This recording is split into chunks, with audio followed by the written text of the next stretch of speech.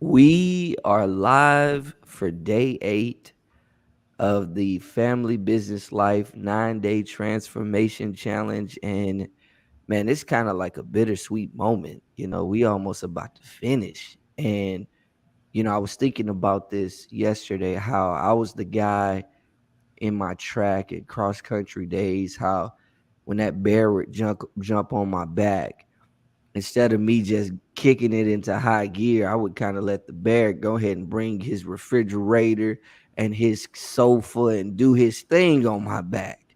Oh, not in this transformation challenge, folks.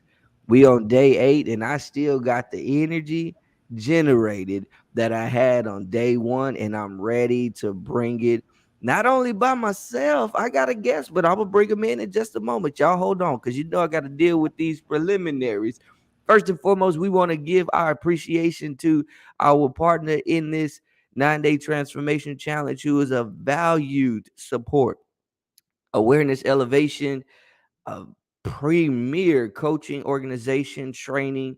And as I said yesterday, they just gave me the word that they got like 3 speaking gigs. Actually, it's more than that. I think it's about 6 speaking gigs. And they are ready to add some more value to folks in creating high performance, self aware people who are out here killing the game and making a difference. And so just know, when you join the community at team3l.com/FBLM community, you absolutely have the ability to connect with a Champion Leadership Academy experience that's going to be on the other side. So they have some magnificent things that are being offered to us and to all those who want to make a difference. And so we want to appreciate them for their support in this particular effort. I'm very excited about the guest who's on. My goodness, man, this brother coming with the fire early this morning. There they are. Awareness elevation, James Powell bringing the heat. Let's go, Leo. Light that fire this morning, man. The fire is lighting me. What you talking about, James? I'll have an awesome guest, and this guest, like many others, I'm gonna go ahead and bring her on screen. This guest, like a few others, many others who've been experience mastermind experience guests for this 9-day transformation challenges, connected with me, and I'm connected with her as a result of the Great American Speak Off. And man, we had such a phenomenal opportunity and experience. Matter of fact, Randy was on yesterday. He was top 30. You're top 30. I'm like, man, I'm special because I get to connect with these people who's elite. You hear me now? So, just to kind of tell you how Imani and I got connected, and I think this will be a great lead in before I, have her give some opening words and, introduce herself and kind of, talk about why she's excited to be here. um, we stayed in the same hotel for the Great American Speak Off semifinals. Didn't know it until everything was over with, actually. And she just happened to be in the lobby. I came down to maybe get a drink or something of coffee, or I don't remember what it was, and just happened to see them and just got to chatting. And next thing you know, we're on a call the next week once we, leave Miami to help her deal with some things with regard to creating clarity and who she serves and what it is that she solves as a problem. Bless you. Thank you. Yeah, I didn't hear it, but I saw it. So I was like, let me go ahead and bless this lady. They saw it too.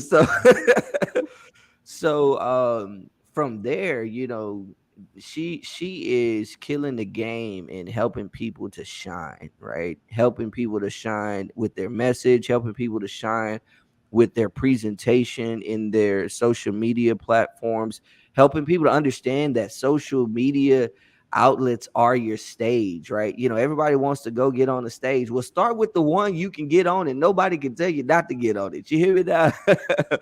And so, as someone who really is focused on people shining, right? One of the things she's very passionate about is family.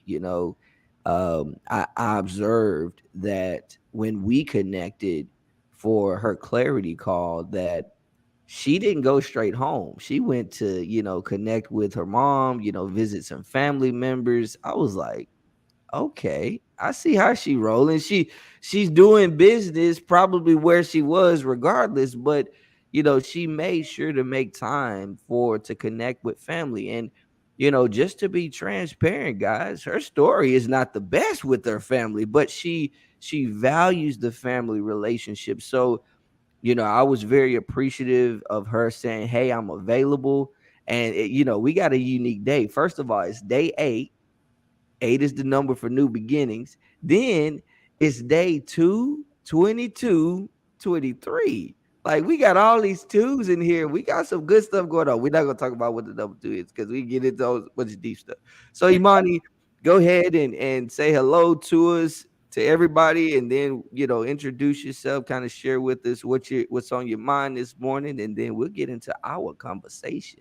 Wow, Leo, that was a great, great introduction. You make Awesome. me feel seen. That was such a good Hey, that's what bio. I do. You're so good at clarity because I don't even always know how to say that. And that was so perfect.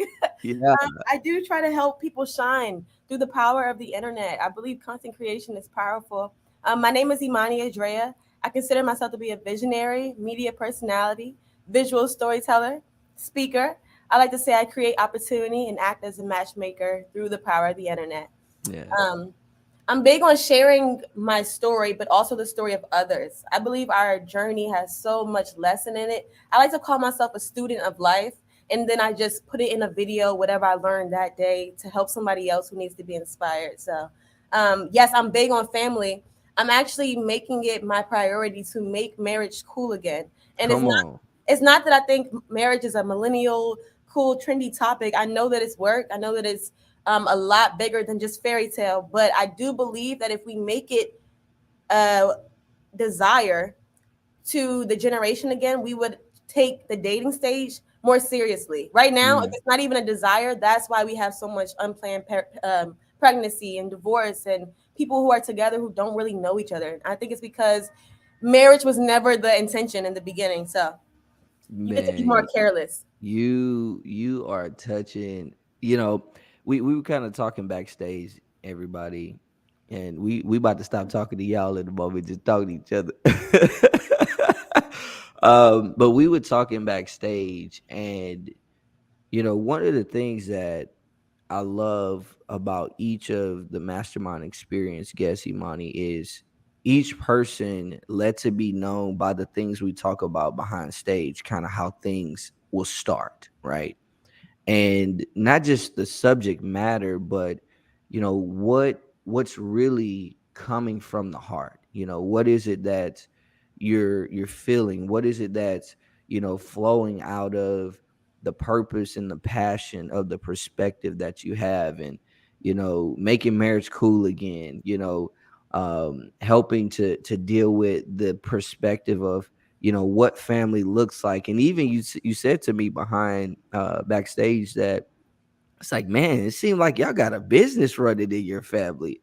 And so we'll probably tease that out. This one might be a little different in that you know you may ask some questions of me. That's Whereas majority of the folks, I've been asking some questions of them, which is cool. It's certainly mastermind. I just have enjoyed picking the brains of folks. But as we jump into this, I want to kind of set it up by talking about where it came from for you to one, make marriage cool again, two, um really see this passion for having the conversation about what it looks like, what it takes to be happy in family, right? And in the vein of course, understanding that family life and business life are meant to be teammates, but we tend to not put the emphasis and energy on family life like we do on business life. Now, let me set this up for you, and I'll bring the question back in a moment.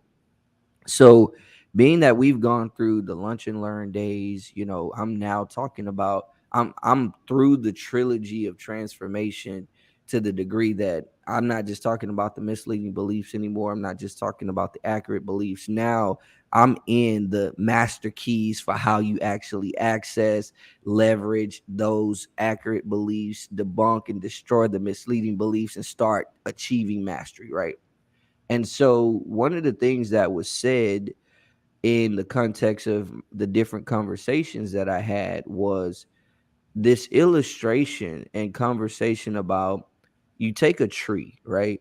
Most of the time, we focus on what we see, meaning you see the tree trunk, you see where the roots touch the ground or go into the ground, you see, the leaves, the branches, the fruit, right?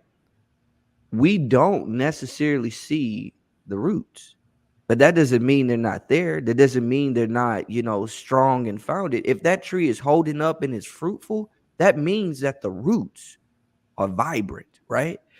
And they probably run deep depending on how tall, how strong, and how old the tree is, right? Well, family life is like those roots. You don't see them, but they have the greatest and most powerful impact on the tree, which means that, like business life, though we see business life more, though we spend more time and energy in business life, the truth of the matter is, what makes business life vibrant is the family life that you don't see, right? And that's the thought process that we need to have about family business life mastery. But the other side of it is this, that the tendency for people is to think that you can put equal time and all that. You can't. You can never put equal time, energy, and effort into family life and business life. It's just not going to work. But here's the reason why. It's because business life is a shell that needs life. Family life has life in it and brings life to it. So family life can have short spits and stints of time spent that are qualitative, and it be so vibrant and valuable. Whereas business life, you can't spend short stints and, moments of quality time. You have to actually put quantity in because it needs physical life in it, because it can't live without itself.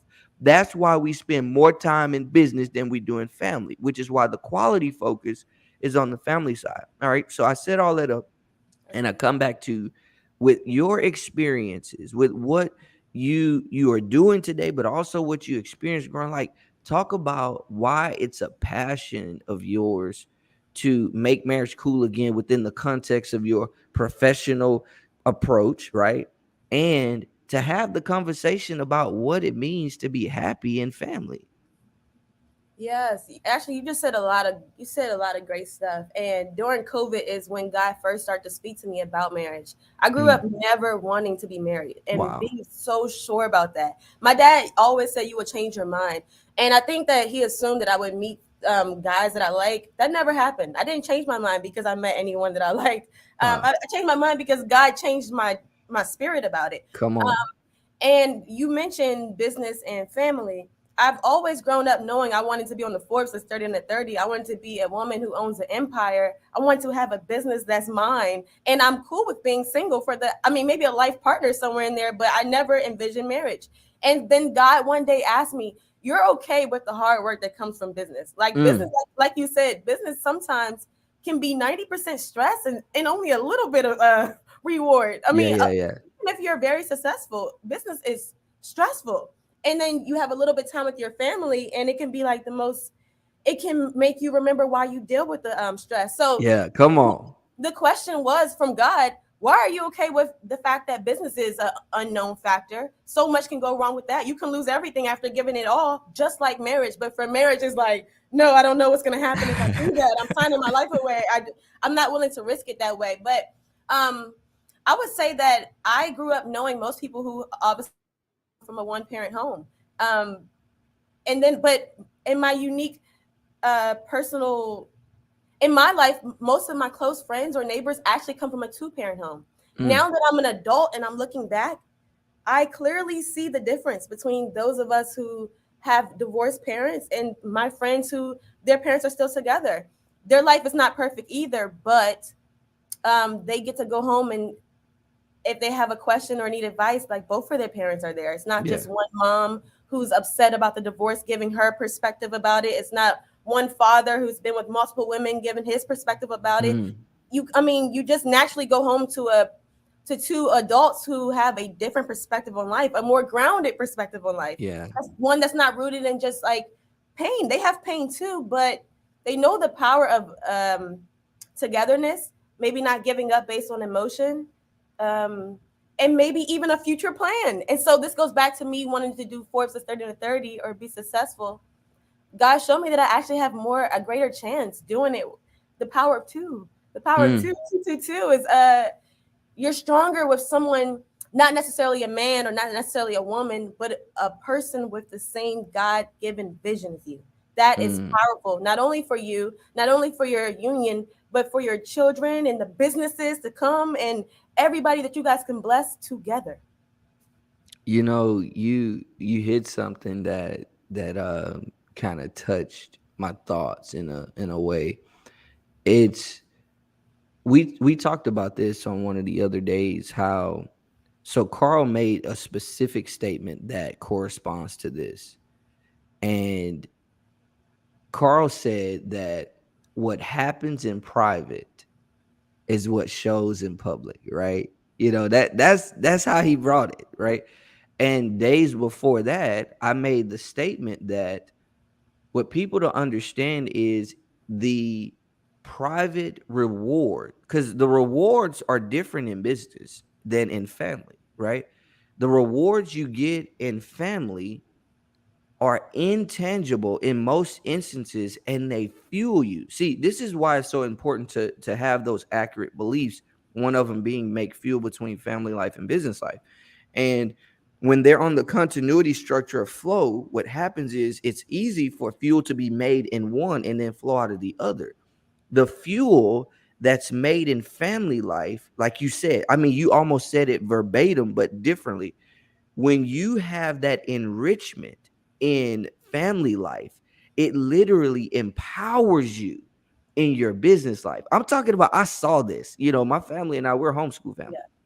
Yeah, And I would engage with my wife and you know, when I start getting on track, because I was a little nuts. So we go there. That's another conversation. Like, I know what crashing and burning looks like. I was up close and personal to it.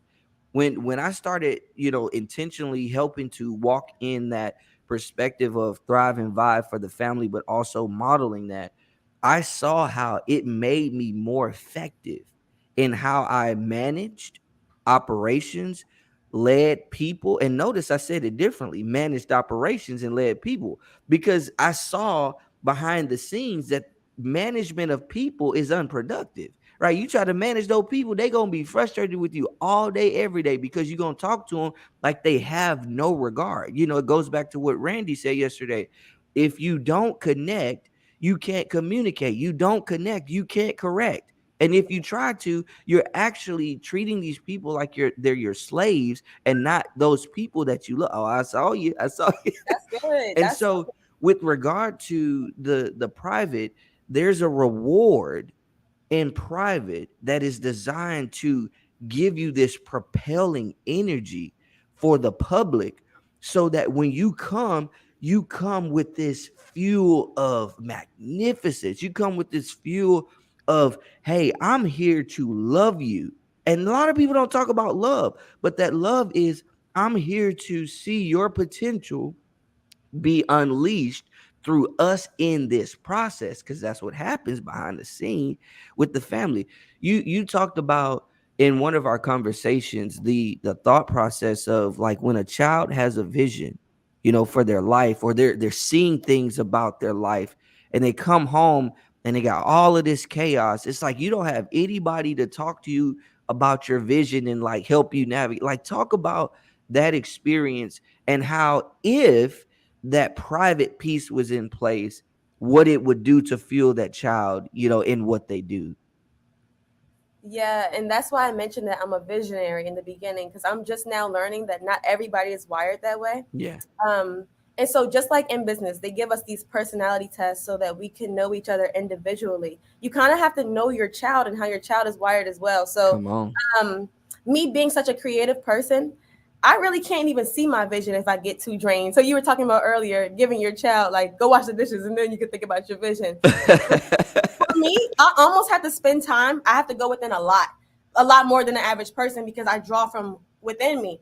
Um, so if I get drained by doing all these tasks, I know that that sounds smart for the father, especially a task-oriented father. But for me, that's so not how God wants me to fuel my best self. Yeah, yeah, um, yeah. I have to go within, and so when if you have a child like that, don't just see them as someone who's creative or just always in their clouds. You don't know what God wants them to do. As I say, I do content creation and Yeah, visual yeah. storytelling. That's my whole future. And so it's kind of important to live within an environment that doesn't just only stress you out or that Yeah, doesn't yeah. always make you feel anxious because you really can't. I didn't get to meet my best self until I left that environment. Environment. Yeah. I really can't think if my parents are always arguing. It creates a lot more stress to me. I don't know if it does that to every child, but even right now as an adult, like after 8 p.m., I have to turn my phone down. I have to be mindful of how I treat my morning because I don't know, my energy's sensitive to that. Yeah, yeah. Um, so I think a part of being a productive home is to also be in tune with each other's individual personalities. Even my dad is like that. He needs a lot of time alone. And so like coming home and seeing stuff all over the floor can set him off more than maybe a different man because he's just like that. So a part of being a productive family is also always being not always, but trying to be considerate of each other's needs. I like that you brought in that about my daughter because it actually ties in with what you said in that. So, my daughter, my oldest daughter, so I have a 13-year-old, 7-year-old now. And my oldest daughter, she's a lot like you. She's the creative person. Like she was like, how old was she? Maybe 7, I think it was, maybe 8. We're walking in the library and we're checking out some books and whatnot, and um, the librarian is going through the process, and she asked my daughter a question about the books, and does she love to read, and she says, yeah, I love to. Reading the books, or she said something like, reading the books are like, it takes me on this journey and I get to do this and that. And she went on for like this, maybe 30 to 45 second stint about this, like, imagine. And she took us all to this place. And the librarian stopped scanning and she was just looking and she was like, that was so wonderful. Wow. So that's my 13-year-old, right? Now my 7-year-old, she's more like that. She's like more of the musically inclined person, and she hears sounds in a certain way, and it's like she hears something happening, and she's a lot like me in the sense of, it's like, this is what's supposed to be, like, nothing else. Matter of fact, I just tell you something kind of funny as I'm sharing this with you. So yesterday, my 13-year-old calls my wife and me, and she's like, uh no, she calls me, and she's like, Daddy, I just need to get some perspective from you. So I was making some food for Gigi, and I planned to do it this way, and it didn't work out like I wanted it to. Like, this is a summation of it. It didn't work out like I wanted it to. And so I improvised. I made the adjustment, because we talk about that. You gotta make adjustments. And so she makes the adjustment. And Gigi says, well, you said you were going to do this. She said, I know, but it didn't work. So I had to do something different. She said, I just had to make an adjustment. And Gigi's like, no, you lied. And Gab's like, no, I didn't. She said, let me call Daddy. Tell her about so, the adjustment. so she calls me and they talk through it. I was like, no, that's not lying, G. She's like, but Daddy, I said, no, let me explain. It's not on you.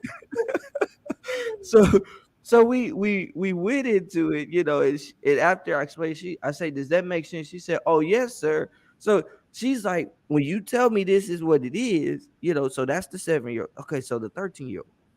So there's this thing about, the 7-year-old. Some people would say she's one of those people that has her head in the clouds. She doesn't. That's just a part of who she is. You understand where I'm coming from, because that visionary, aspect.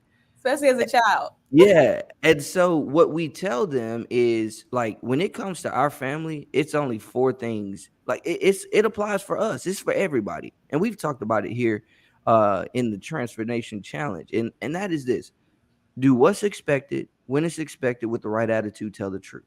And one of the things we told our daughters with regard to anything that we've assigned to them, this thing that's assigned to you is a preparation ground for your assignment, right? For your God given assignment, these are things that you need to get repetition in, right? It's not that, oh, with your schoolwork, you need to learn this. No, you need to learn how to see what the expectation is and understand the things that go into executing that expectation, meeting and satisfying it. And then you be in the position to where you can then get on the other side of it and you can see, okay, this was my expectation. These are the things I had to do. I committed to it until I was done. And then I go to the next thing. That's how you achieve mastery in life, right? So we're not really trying to get them to learn, all the different subjects or learn the things in there. Whatever you have to do, you do it. But understand these are preparations, right? So she has this thing where she loves to focus on, her creative works and her creative visionary stuff. And I'd be like, great, man, that's awesome. Go do your dishes, right? When I say go do your dishes, I'm saying this is an expectation that's set for you. You cannot go and jump over this thing that's in front of you to get to this thing over here. It's a process. So you got to move through the things that are in front of you in order to get access to the other things. That's business, right? That's why you said, it's like y'all running it like a business. When you heard me talking about that, what came to your mind about like how powerful and impactful that is for a child to have that experience? And that goes back to make marriage cool again, Come because on. you know how we say you are your own brand. Well, so is your family if you run it like that. A lot of the families that we know, like the Hilton family, the Kardashian family, or the families that come with generational wealth, they Correct. they know what makes them that family, and they Yeah. stay within those perimeters. Well, what happens when you have so many broken homes?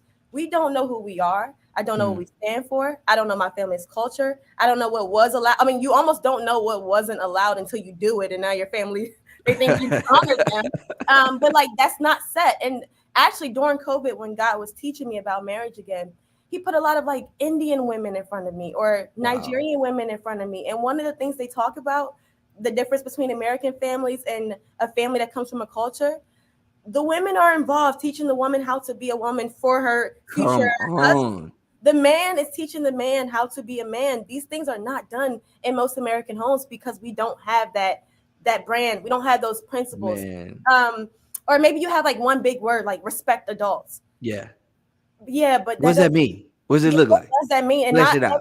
not every adult has the best intention for you. I mean, if you think the enemy doesn't send them through adults or teachers who like not saying you should disrespect them, but that is a word we gotta. You kind of need to. We have to be a family where we go into what character do we stand for and what does that really mean in multiple situations. So Yeah. when you said that, I'm like, oh, y'all running your family like somebody who wants generational wealth. I Come love that. on. Absolutely. I'm glad you recognize it because that's exactly what it is. See, here's what people don't understand: generational wealth carries two layers. So, I grew up in an environment where wealth was looked at more from the wisdom standpoint, right? Like leaving perspective of truth and you having morals, values, like money don't really matter, right? But here's the thing, that was flawed because where they were getting that from the Bible actually says that in the right hand of wisdom is eternal life, and in the left hand of wisdom is riches and honor. Hey, Right. you can't leave the wisdom and then it not be some money, because with wisdom comes the money, because there's a byproduct reality. It's kind of like the tree. Wisdom is like the roots, and the riches and honor is like the fruits, the tree that you see on the outside. So here it is. All I did was say what we focus on, and you were able to see the power of it, the wisdom of it, and it says to you generational wealth. Like that's what people need to understand. Which means, and I'm gonna throw this in as a caveat, which means that you cannot get generational wealth just from running a successful business. Come on now. Like that's what you're telling me. You Yeah, cannot just get generational wealth from running a successful business, right? You can run a successful business, man. Matter of fact, that's today true. I'm talking about translate in master key number 2, and it talks about what did I call it? Predictable language, or I forget what I titled the segment. It's language that is predictable, productive, absolutely assertive, and that language comes from the context of principles, right? And the principles that we use in business, we don't translate them to family life in such a manner that I'll give you a perfect example. You talked about that's brand, if you will, that's business focused. There was this one small business that I was working with. And one of the things that I was tasked with was helping to restructure, refocus their brand, but also their strategy and approach to customer interactions, to sales, conversations, all of that. And one of the things I did was I introduced to this company, more so the ownership, the thought process of those 4 things: do what's expected when it's expected, with the right attitude, tell the truth. And I forget how I titled it as far as what we called it, but it was a main pivotal construct of how we engaged one another and the company's, customer base, vendors, etc. When I tell you it transformed our company, because it was easy to hold people accountable and to encourage them. Not just accountability, it's encouragement as well. It's fueling. When you knew, hey, you went out here and this is what was expected of you, and you didn't do that. This, you were sent on an X call and you went and did a Y call. Come on, what's up? And so when you have that foundation and that value from family life to business life, it's like you can't help yourself. So bringing all of this back to, Yeah, okay, making marriage cool again, and happiness in marriage. I want to set you up for something, because I think you're yeah. gonna give me something awesome with this. We were talking about children and how they are engaged and prepared, developed, and all of that specific to my daughters. And you said that's why I say we need to make marriage cool again. Now here's the question: you probably didn't hear this in what you said. Why is it that you're saying that we need to make marriage cool again so that parenting can be impactful again? Yes, I'm glad you. I just wanted to come back to this exact point. Because when you said that, okay, yeah, your daughter's a visionary. I'm a visionary, but you're like, okay, but you have to implement action. That is so true. And me right now, even working with men, I realize we are so different. We could be in Yeah, the same room and get same results, but we do it differently. yeah, But we need each other to we need to balance each other, because you can't just have vision. You need action. And it's like, imagine if there's only one parent in that home. The mother is the visionary. yeah, Who is going to tell them, okay, how are we going to break this down? When are we going to start? yeah, yeah, How much do we need? And so, remember, I told you I always wanted my own empire. But when I did meet someone who I felt is God ordained, you don't really know how much better you are with the right person until you get with someone who inspires you. You can think yeah, you're doing it yeah, great on your own until you see how you are with someone who is the action to your vision, or the maybe that person has anxiety and this person calms you. And so when you go back to the children needs that balance, because the mom brings so much greatness and the dad brings so much greatness, but when they come together, the child is that much more powerful. The child becomes the God like light that God had planned for them, because yeah.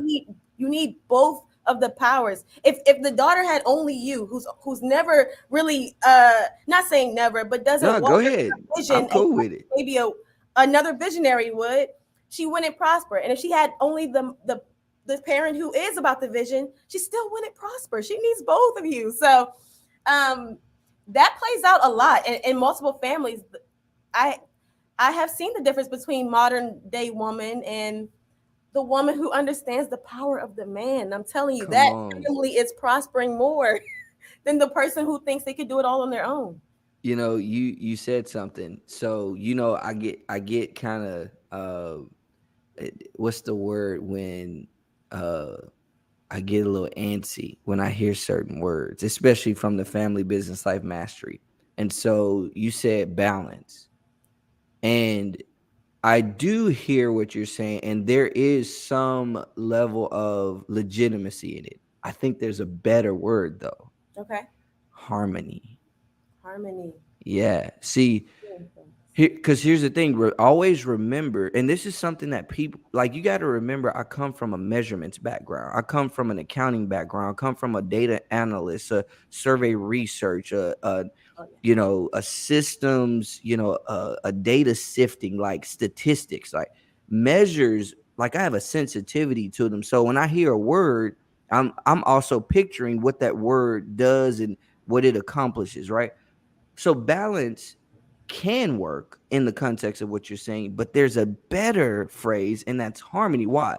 Because there's not equal amounts of energy, effort, and engagement. It's the quality of it at the time that it's valuable and needed that becomes a harmony for the engagement, which marriage is a harmony, right? You can't balance marriage. Why? Because the word says the two become one. So if they're one, you can't balance something that's single. You got to have two things at minimum to balance, right? Yeah. So if in the context of them being one, not necessarily physically, that's a whole nother conversation.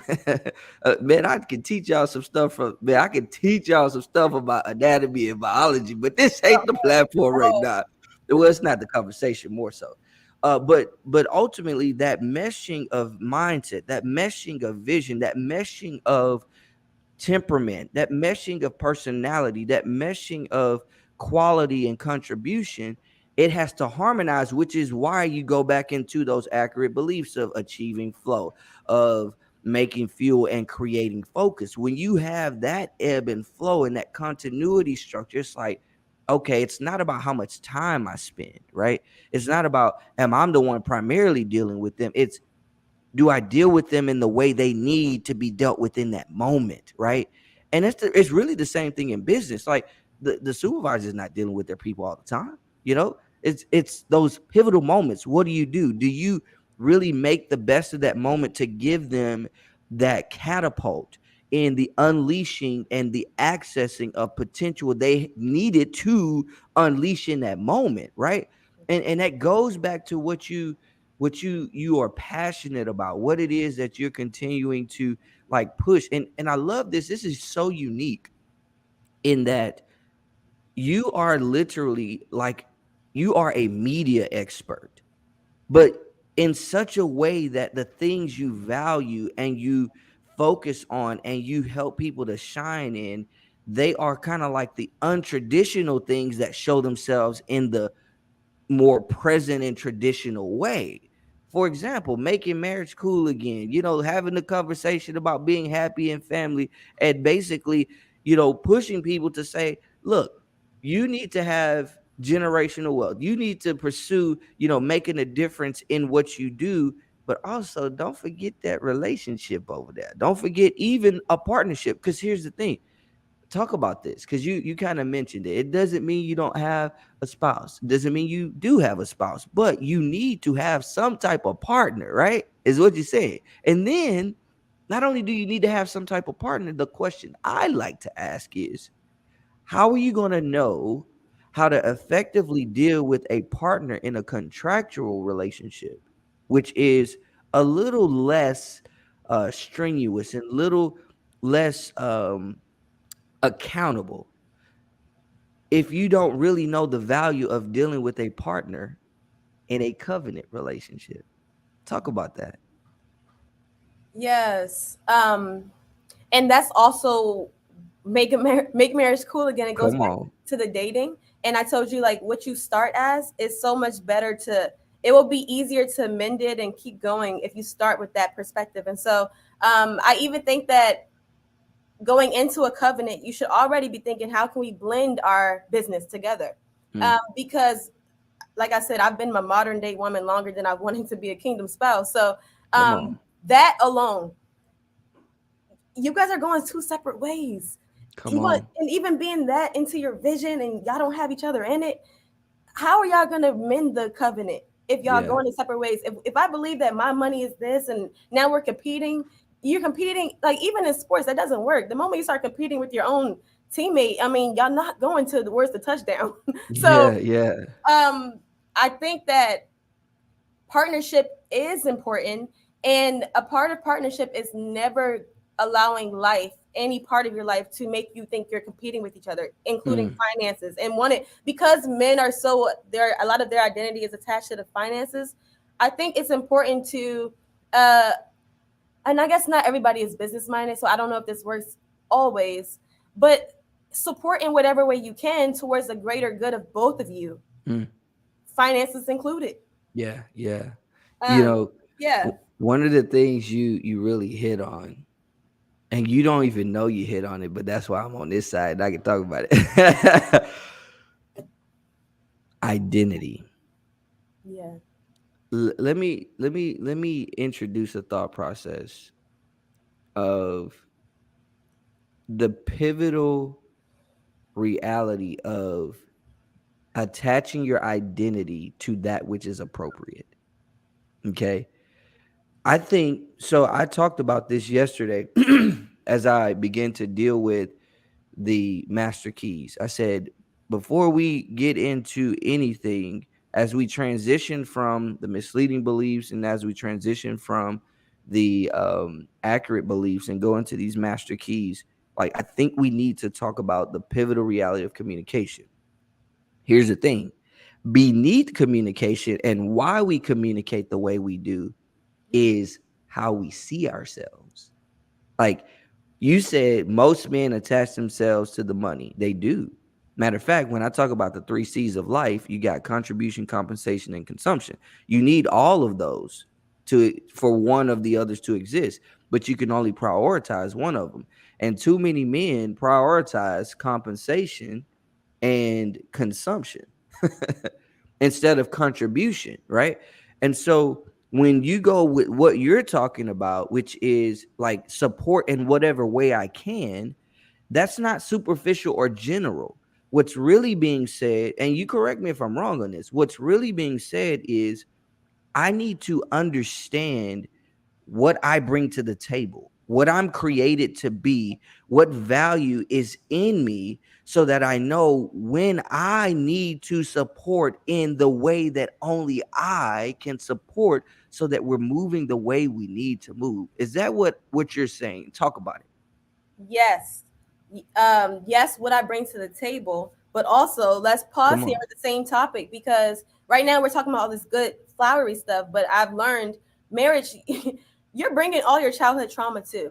And Come all of on. us come from homes, most of us come from homes, especially if you're a black family, where money was not a thing for our past family really. And so we're also coming with like now fear of money. And now Oh you have to my. come together with somebody who, what if this person is spending crazy, wild and crazy? Or what if, you know, you're better with money, but I mean, that right there, that already can cause a lot of turmoil within the home. Because now, like I know for me, one of the reasons why I'm very big on empires, because I'm just always afraid to lose and to not Mm. have it. So you can have a soulmate who's great in every area, but the way he spends money, how is this gonna work? How is this gonna work? And so yes, you need to know what you bring to the table, but that's when you said it's not balance, it's harmony, and you need 100% patience, and you also need to be able to communicate your fears and where they come from, Come so that on. you're not just like you're spending all the money, because that's how I was doing it at first. I was not saying where the fear comes from. I'm just like, I can't be with you, you do this, like I'm just like Yeah. anxious. I've had to learn how to communicate. Okay, we're not just coming as adults, we're coming as our chat, whatever happened in our childhood, and we have to be able to communicate that too. So did you go through premarital counseling? Yes and no. Our premarital counseling was it was very short, but I will tell you this: what our officiate gave us, like I have not forgotten it today. Like he told us the biggest takeaway I want you to have is the importance to deal with and focus on temperament, right? And he talked about the different temperaments and all of that. Like he talked about a number of things, but that was his one takeaway he wanted us to have. And I never forgot that. And it served us well, in navigating a lot of challenges. The other thing is I began to do a lot of self-awareness, and It's good. specifically with regard to what you talked about, of really starting to deal with, like what stuff that I bring in that I really didn't pay attention to, like what things were sitting on my subconscious. Like I talked about this yesterday in regard to treasure. And treasure is not so much just treasure itself. Treasure is kind of like a theme of the master key. It's a key, right? But you got to understand, you got to treasure principles. But in the context of treasuring principles, you need to understand how treasure is designed to function. And, the scripture tells us, for where your treasure is, there will your heart be also, right? And there's an analogy I use that is, Like you that. know, treasure is to money as heart is to bank account, right? So you gonna put your money in the bank account, and how you deal with your bank account is, okay, that's a safe place. I can go to it. There's guards there in certain way. There's a lot of nuances that determine how you deal with your money in the bank account, right? Well, it's the same thing with your treasure in your heart. And the question is, what is the treasure in your heart? What is it that you actually treasure? And it's got to be one, principles. But when it comes to your heart, you got to ask the question: do I have stored in my heart, which is my subconscious, do I have stored in my heart what's able to be drawn on so that I can do the things I need to do? If I'm trying to do X and I need Y from my heart for that, but Z is in my heart and not Y, I need to figure out why Z is there and not Y. And then I need to go and put Y there and get Z out if it doesn't need to be there. It's the Right. same thing. You go try to buy a Lamborghini, you putting pennies in your bank account. You think you can buy a Lamborghini. You got to want to do it, but you don't have the power to do it. And what is in your heart, which is based on your treasure, determines what you can do. And so you're talking about these traumas or these experiences or these misleading beliefs, Yeah. versus accurate beliefs. Like, you got to deal with those things so that you can identify what helps you to be harmonious in the context of, first and foremost, your marital relationship, and then the whole context of your family dynamic, so that you can thrive and vibe. Like, is that what you're getting to? Yes. And now let me ask you this question, because we talked about vision, we talked about identity. One of the things that I'm learning that comes with marriage is like you really can't come with your previous vision, because your Hmm. previous vision was based on you being singular. So you kind of have to rip down this vision that you had and now mend it with some of your vision and considering their vision. So how does that work? How did that work for you? Did you have to tear down the vision you had before to create with your wife? Heck yeah. Right. It had to tear it completely down. You had to tear so, so, so I'll answer the question by first saying that that question speaks to the fact that you have already begun to do that process, right? And Quite it's been so often, hard too. yeah, quite often I say that, like, I ain't trying to listen to people who are not married, and so on and so forth. And I say that on the surface level of, I'm not listening for a singles mindset, right? I'm listening for a married person's perspective and mindset.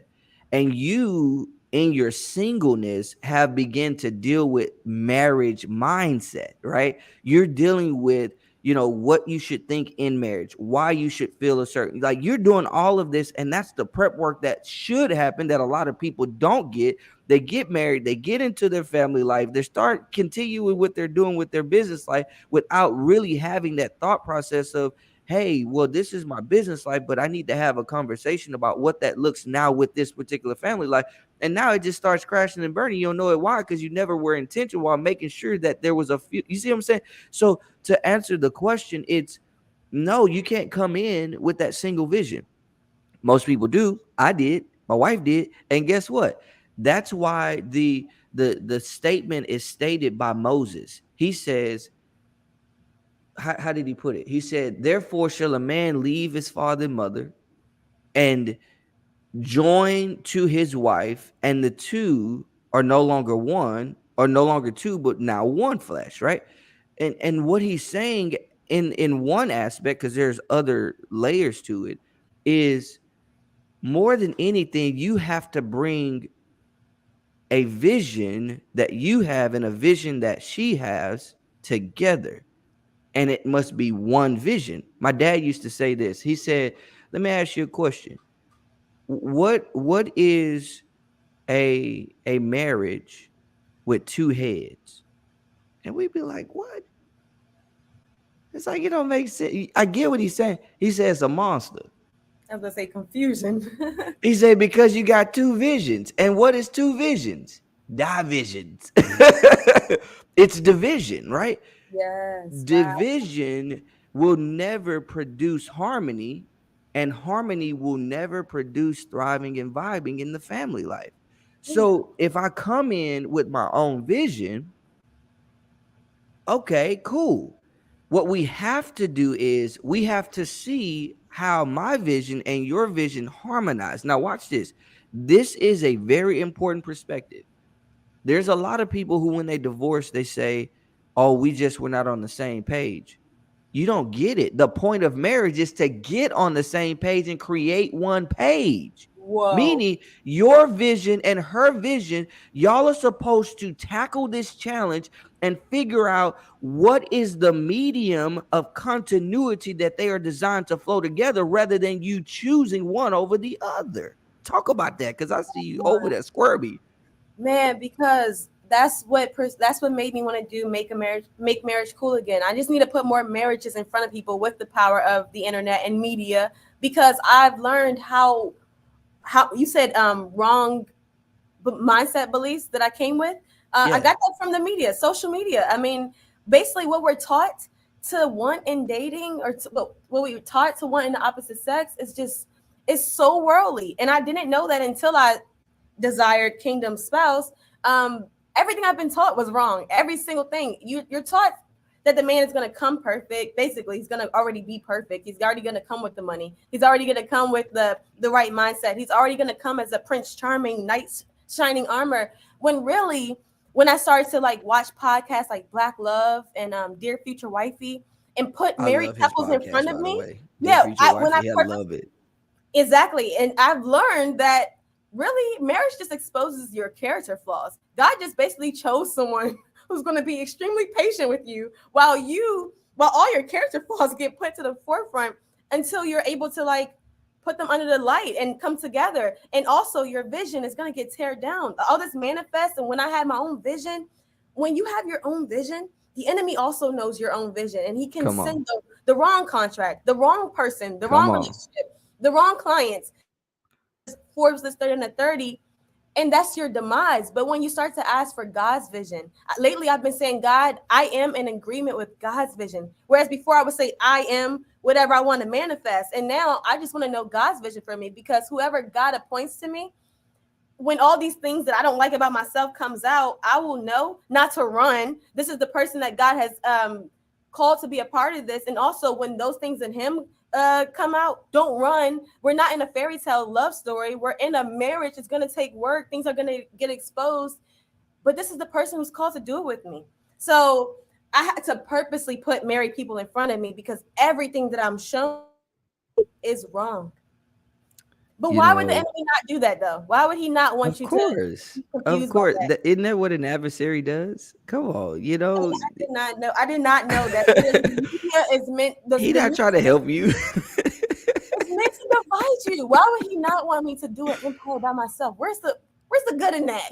What happened? Man, Where's the you vacation? So, like me, what? it's nothing. So you got a lot of layers. And so I'll start one place and kind of bring it to, because I want to make sure you have some final words and can share with us any offer you might have. So one of the things I heard in what you just said goes back to one of the early things about having women who can represent what you are to be, and men who are to represent what you are to be as a man, and vice versa. And that's so pivotal, right? And that is really foundational. So media really is not supposed to do that. Well, it's not supposed to at all do it, but it's happening because people are looking for it somewhere else because it's not present where it's supposed to be. Okay, we're not gonna get on that too much. I'm taking you somewhere. The next thing is, you talked about, you know being a kingdom spouse, right? And, even not looking to media for the idea of what dating should look like, not looking to media for what you should be looking for in a person, not looking to media for, what you think marriage ought to be and all that kind of stuff. And so I'm going to introduce something that a lot of people would, probably be like, what? Okay. So I told you I got a 13-year-old and a 7-year-old. Now you can imagine that the 13-year-old is starting to, like, I love how Song of Solomon, the lady in there says, don't awaken to love before it's too soon, right? And so even what is too soon, right? And I can talk about that, but that's not what I'm getting to. I'm just kind of bringing this up. So 13-year-old, they pretty much checking folks out, boy and girl. You know what I'm saying?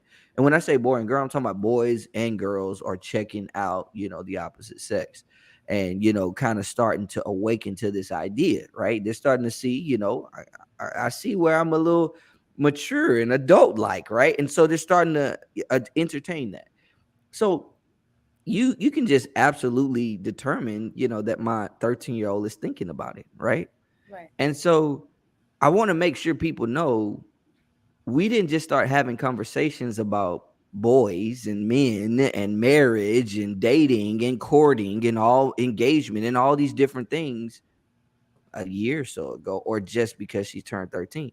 We've been having the conversation since she was probably 3 or 4, could understand in conversation.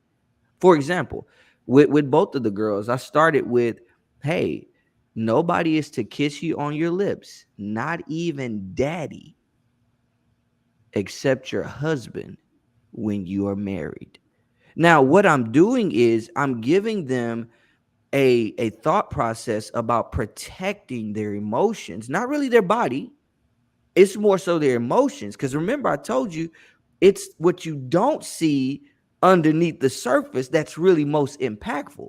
So I'm trying to protect their heart, trying to protect their spirit so that they can avoid and pursue the avoidance of these different heartaches and heartbreaks that can distort their thought process about their life in marriage, right? But here's the thing, you would not expect a 7-year-old to start setting her eyes on somebody. Now listen to me. I'm gonna tell y'all this. We might push a little bit past 7:30, but I think this is valuable for us to talk about. 7-year-old.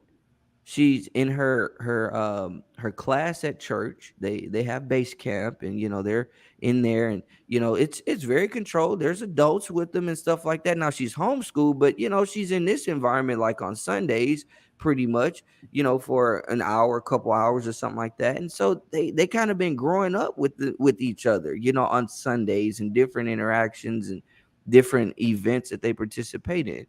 And so there's this little boy that she really likes. Talking about my 7-year-old. And let me tell you, she really does like this little boy. I'm talking about, she's not just saying things, because I know what we've taught our daughters and how they interact. So this goes back to what you talked about, knowing your child, how they're thinking. And so they came to us and they was talking about their crushes and stuff. And I was like, okay. And so the 7-year-old, though, I was like, all right, okay. I was listening to what she was saying. And so after she was done, I was like, listen, I hear you. I'm not saying this is not the case. This is not true. Because I know plenty stories of people who, when they were 5, they caught each other's eyes and they've been together forever. You know what I'm saying? So I was like, I'm not going to, just be casual about this. Right. But I'm gonna pay attention. Daddy gonna keep his eyes on you, and daddy gonna keep his eyes on him, right? And so, long story short, this past Sunday, we're driving in the car from church. And so the 7-year-old is telling us about something that happened in base camp. And, we're listening. And so she says something to the young guy she likes. They were kind of talking. She's like, his name is John C. John C, something, blah, blah, blah, and whatever. But the way she said it, Gabrielle, the 13-year-old, was like, hey, you know, you said that to him. You shouldn't say that to him like that. And so Gigi is like, well, I'm just telling him it's not because he's my love that I'm saying this to him. And we all are like, my love? What? What? my my and it wasn't bad, but Good. I just took it and I was like, I know why she's saying that. Because in her mind, she looks at him. Oh, let me just tell you, she even said he's just so handsome. That was one of the things she said. Okay, I'm saying this because I want people to see how you handle this and what this can look like. She says this, and so when she says, "Oh, because he's my love," it doesn't mean that's why I said that to him that way, and so on and so forth. And I was like, hmm. I'm processing where she gets that term from. So I call my wife and I have it in my phone as my first love, right? And there's a reason for it, but the reason she used that terminology is because she's set her heart on him. You see, there's a whole lot of other boys in there. Like she interacts with them on different occasions and situations and circumstances, but she set her heart on them. Yes. And so, because she has her heart set on him, it is my duty, my wife's duty, to now help them navigate that in such a way that the love is not awakened before it's time, Right. right? And so this gets back to what you're saying about, like, in the making it cool again. It's also making the experience and moving toward that cool again, and understanding again that the marriage really sets the tone as the covenant base for the family structure, and even how all of that flows into the business having substance with contractual interaction. So give us some last words on that, as well as share, anything that you want to offer, or if it's just to follow you, talk to us. Yeah, and that's really good that you and your wife are prepping. Even if this, I mean, she's 7. This is not going to go anywhere, maybe. But it's good to be in the mindset of knowing that your children one day, hopefully, is someone's kingdom spouse. I mean, we should Come want on. that. And so we have to ask ourselves as individual families, why are we not teaching our children how to be a good wife for somebody? I know that sounds so traditional, but we should move back into that direction because I mean, if you're not telling them how to be a partner to their future household, then you're teaching them how to be divided. Yeah, I'm yeah. I'm 28 and I'm just now learning how to cook, and my family will say it's because I never wanted to be in the kitchen with them. Why was it an option? I mean, Come if you on. knew what was in front of me, why did you? I mean, you're basically letting me say I want to be a modern day woman. As a child, I don't get to make that decision. I mean, Come on. maybe as an adult, I can decide I don't want to get married, but at least prepare me for that if I Yeah. change my mind. So I it's big. I say kingdom spouse because kingdom spouse is connected to kingdom assignment, and Come the on. assignment is so much bigger than that household. It's almost the retirement plan for the grandparents. If the marriage Come goes the way on. it's supposed to go, it's for the Come whole on. family. So I want us to get back to that as a united family. How can we love each other? How can we coexist? How can we not pretend that we love each other, but we actually enjoy our time together? So I am very grateful to be on this platform. Hopefully, we inspire people. Come on. I'm not pushing anything but my TikTok. That's the platform that I'm big on Go right follow now. her. So that's Shine Studios 222. And today is 222. For me, that means divine union. Whether that be a who you're supposed to work with in business, who you're Come supposed to on. be married to, your children, that's a divine union. I like to believe that our children's souls chose us. Like we chose our parents. We chose that assignment. So we're all in a divine union, and let's just figure out how can we build upon that. How can we make an empire based on the people that God chose for us to be with during this lifetime? Man, that is awesome, Imani. This has been powerful. Of course, we have shined today. You have shined today. You have been seen today. Yes, And thank you. I'm excited for people to see, this. Thank you, Larry. Certainly Thank appreciate you, it, Larry. man. He brought some heat yesterday in our VIP Q&A conversation. Thank you so much. Um, you know, as we close, I want to, follow up to something you said. You said we need to teach young women, what it means to be a good wife, right? Remember, family business life mastery, right? Remember, today I'm talking about translate.